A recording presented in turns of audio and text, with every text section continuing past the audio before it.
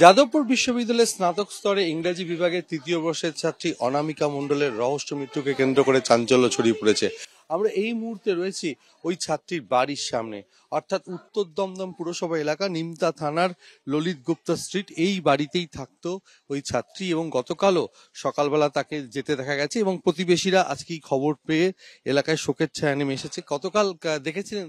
হ্যাঁ, আমাদের এখানে তো আমার পাশের বাড়িতে বোনই বলতে গেলে, সে কালকে গেছে। ওরা কখন দেখলেন? সকালবেলায় 9:30 পৌনে 10টার দিকে ওই ক্যাম্পাসে যাচ্ছিল যাতায়াত করতে? হ্যাঁ, রোজ এখান থেকে আপ ডাউন করতো। ভালোই, খুবই ভালো মেয়ে ছিল।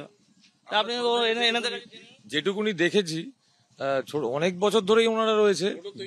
ছোট থেকেই আমরা ওকে দেখে এসেছি, কারণ আমাদের এখানে বিভিন্ন অনুষ্ঠানে ছোট থেকেই ও পার্টিসিপেট করতো।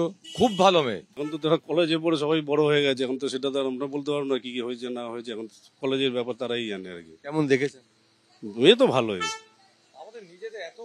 একটা ইংলিশে অনার্স মেয়ে, সেটা খারাপ হতে পারে কখনো? গতকাল রাতেই খবর পেয়ে ওই ছাত্রীর বাবা মা বেরিয়ে গেছেন এবং বাড়িতে কেউ নেই এবং এলাকার লোকজন বাড়ির সামনে এখন ভিড় জমিয়েছেন এবং প্রত্যেকেই শোকস্তব্ধ।